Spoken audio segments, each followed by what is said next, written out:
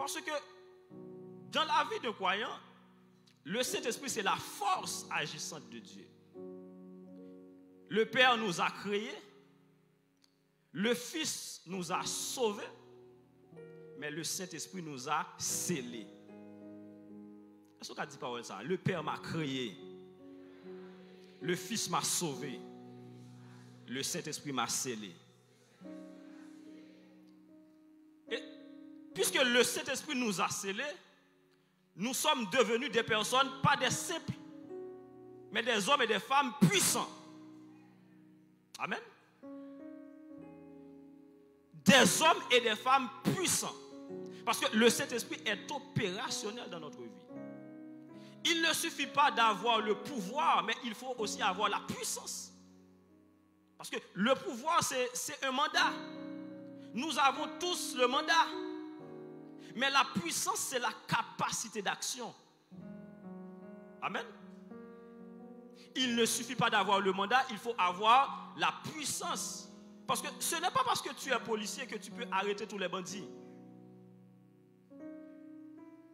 Il y a certains brigands, pour les maîtriser, il faut avoir les armes nécessaires, il faut avoir la force nécessaire, il faut avoir la puissance nécessaire. Le pouvoir, c'est bien, nous avons le pouvoir. Il faut aussi avoir la puissance, la capacité d'action. Dans Actes des Apôtres, chapitre 1er, le verset 4, Jésus-Christ a dit quelque chose à ses disciples. Il leur a dit, ne vous éloignez pas de Jérusalem. Il faut attendre le Saint-Esprit. Parce que si vous vous éloignez de Jérusalem, sans Saint-Esprit, vous serez couverts de honte. Amen. Malade, vous ne pouvez pas guérir. Avec vous ne pouvez pas boiter, vous ne pouvez pas marcher. Parce que pas de Saint-Esprit. On peut toujours chanter sans Saint-Esprit. On peut toujours prêcher sans Saint-Esprit. Mais on ne peut pas édifier une assemblée sans Saint-Esprit. Voilà pourquoi il y a une grande différence entre un artiste évangélique et un chanteur. Amen. Ça me dit à foi. Il y a une grande différence entre les artistes évangéliques et les chantres. Parce que les chantres, ce sont les ouïes de Dieu. Amen. Il nous faut le Saint-Esprit. Il nous faut cette puissance. Il nous faut cette manifestation. Jésus-Christ leur a dit, ne vous éloignez pas de Jérusalem. Et plus bas dans le verset 8, il leur dit, vous recevrez une puissance. Et c'est le Saint-Esprit qui va venir. Vous recevrez une puissance, le Saint-Esprit survenant sur vous. Et vous serez mes témoins. Après avoir reçu cette puissance, vous serez mes témoins. Parce que quand le Saint-Esprit vient dans la vie d'un croyant, le Saint-Esprit est le sceau de Dieu. Lorsque des démons sont capables de garder, ils parlent, mais il y a Christ dans la vie, parce que tu as le sceau de Dieu dans ta vie. Voilà pourquoi le Saint-Esprit, c'est la présence de Dieu dans la vie d'un croyant. On peut toujours réunir dans une assemblée pour chanter, pour prier, mais s'il n'y a pas de Saint-Esprit, Dieu n'est pas là. Dieu est absent. Beaucoup de gens sont absents dans la présence de Dieu. Ils sont là, mais dans la présence de Dieu, ils sont absents. Être là, être présent, c'est deux choses différentes. Parce que le Saint-Esprit, c'est celui qui vivifie. C'est ce qui fait la force du croyant. Amen. Et le prophète Ésaïe nous dit que l'Esprit de l'Éternel reposera sur lui, l'Esprit de sagesse et d'intelligence. Nous avons là l'Esprit de l'Éternel et nous avons trois couples d'esprit. Sagesse et intelligence. Parce qu'il n'y a pas de sagesse sans l'intelligence. Il n'y a pas d'intelligence sans sagesse. Esprit de conseil et de force, parce que pour manifester la force, il faut les conseils. Il y a esprit de connaissance et de crainte de l'Éternel, parce que pour avoir la crainte de l'Éternel, il faut connaître l'Éternel. Amen. Maintenant, Jésus-Christ était un homme extraordinaire. Jésus-Christ était un homme qui était rempli du Saint-Esprit. La Bible nous dit dans Marc chapitre 5, il y avait un territoire qu'on appelle Gadaré. Et dans ce territoire, il y avait un fou, un démoniaque. Un homme que personne ne pouvait maîtriser. Il agressait tout le monde. Cet homme était tourmenté par des mauvais esprits. Personne ne pouvait maîtriser cet homme. Personne. Et la Bible nous dit que cet homme avait l'habitude de se tailler la peau quand ils étaient tourmentés.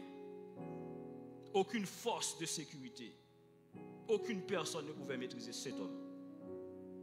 Mais un jour, la Bible nous dit, après avoir traversé la rivière, Jésus a posé ses pieds à Gadaré. Et cet homme qui était un fou, dont personne ne pouvait maîtriser, à tel point que cet homme vivait dans les sépulcres. La Bible nous dit que l'homme a couru pour se prosterner devant Jésus. Un homme dont personne ne pouvait maîtriser. Une fois que Jésus a posé ses pieds à Gadaré, cet homme a couru pour se prosterner devant Jésus. Et l'homme, il dit à Jésus, mais qu'est-ce qu'il y a? Qu'y a-t-il entre toi et moi? Pourquoi est-ce que tu viens me persécuter, me tourmenter? Mon heure n'est pas encore venue. Il s'est prosterné devant Jésus. Et pourquoi cet homme s'est prosterné devant Jésus? C'est parce que Jésus avait l'Esprit de l'Éternel qui reposait sur lui. Amen. Disons ensemble l'Esprit de l'Éternel. L'Esprit de l'Éternel. C'est parce que l'Esprit de l'Éternel reposait sur Jésus. L'Esprit de l'Éternel, c'est l'Esprit de la Seigneurie. C'est l'Esprit qui nous fait maître. C'est l'Esprit qui nous fait dominer. Quand tu as l'Esprit de l'Éternel, tu domines. Amen. Quand tu as l'Esprit de l'Éternel, tu domines. Personne ne pouvait maîtriser le démoniaque. Mais il est venu se prosterner devant Jésus. Amen. Dans le psaume 110, le verset 1 et 2, la Bible dit: assieds-toi à ma droite jusqu'à ce que je fasse de tes ennemis ton marchepied. L'Éternel étendra des sillons le sceptre de sa puissance. Et il dit: domine au milieu de tes ennemis.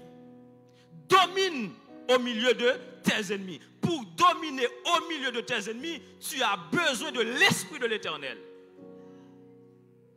L'Esprit de l'Éternel, c'est esprit ça. Pour démon dans la vie, pour le mettre à genoux devant.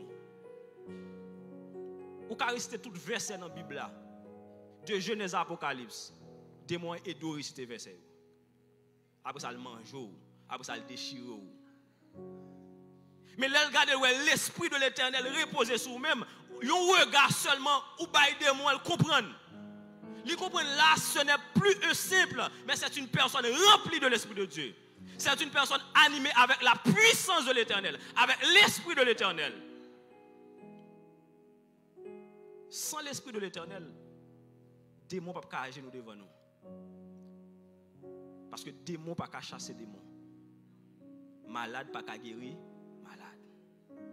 Amen. L'Esprit qui te fait dominer, c'est l'Esprit de l'Éternel. Disons ensemble l'Esprit de l'Éternel. L'Esprit de l'Éternel sur ma vie. L'Esprit de l'Éternel sur ma vie. L'Esprit de l'Éternel sur ma vie. Nous avons besoin de l'Esprit de l'Éternel dans notre vie pour être des hommes et des femmes puissants dans le nom de Jésus. On ne va pas tout courir pour des mots.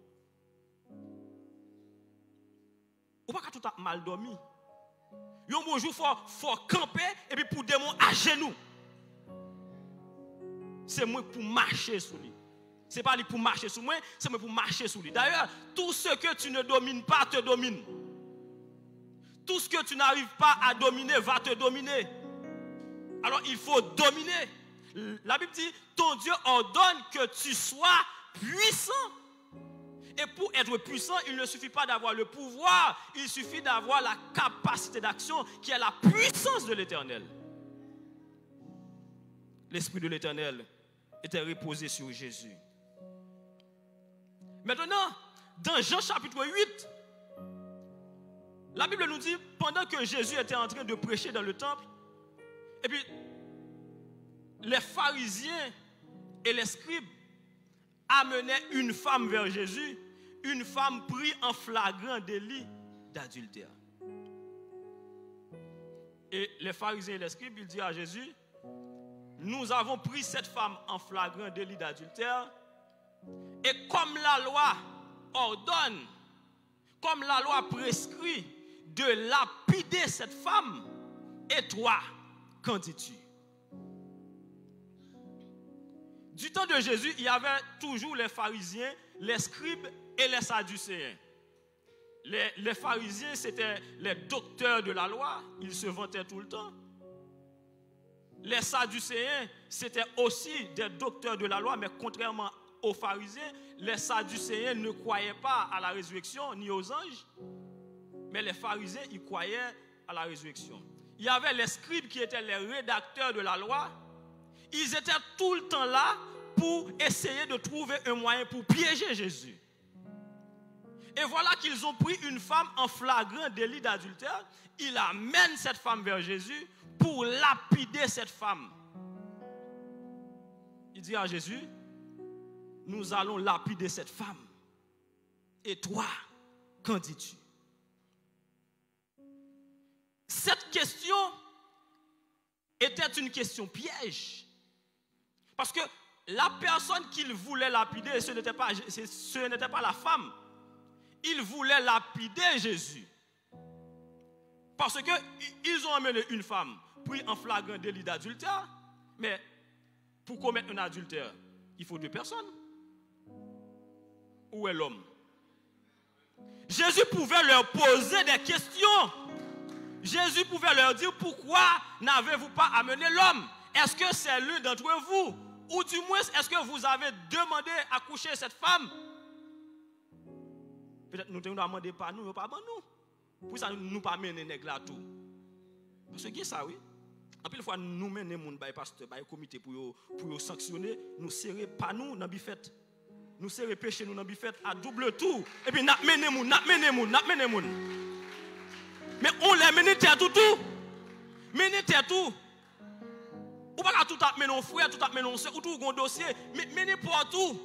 Mener tout. La personne qu'il voulait lapider, c'est Jésus.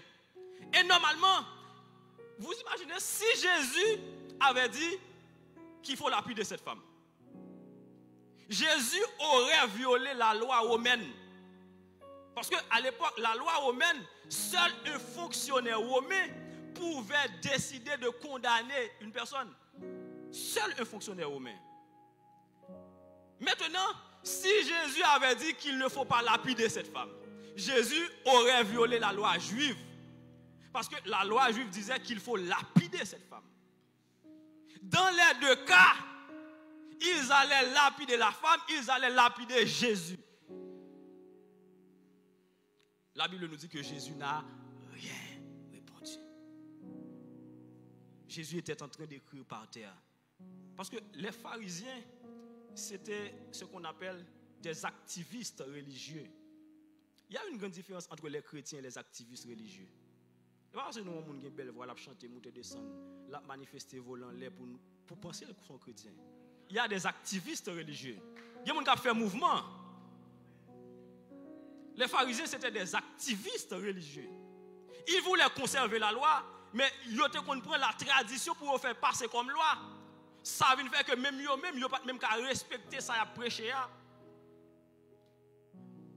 Voilà que même nos femmes pour lapider. Jésus n'a rien répondu. Jésus était en train d'écrire par terre. Puisque Jésus c'est la lumière. Puisque Jésus c'est la lumière, c'est le projecteur. Ils ont mené fils à bailler Jésus devant le projecteur. Ils ont pensé que le projecteur t'a clarifié seulement. Mais là pour un monde où mener en bas pour la lumière clairée ou tout, il y aurait la vie ou tout.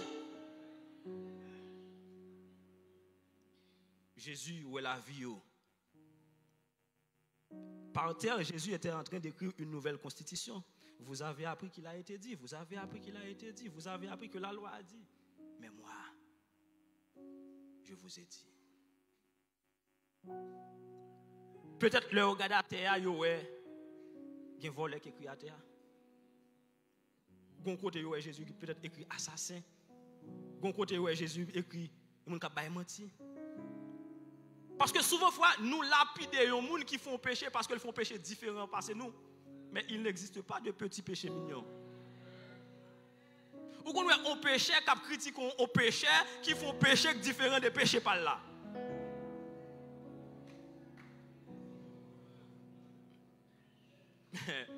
Nous sommes tous des pécheurs. La Bible dit qu'il n'y a pas de juste sur la terre. Pas même un seul. Tous ont péché et sont privés de la gloire de Dieu. Peut-être qu'il y a des gens qui pensent à Marie-Madeleine, à Jésus. Ils connaissent jouer billard, ils connaissent jouer golf. Ça va faire de nous supra-spirituel. Nous sommes tous des pécheurs repentants. Nous sommes tous des pécheurs repentants. Jésus va dire quelque chose que celui qui est sans péché jette la première pierre.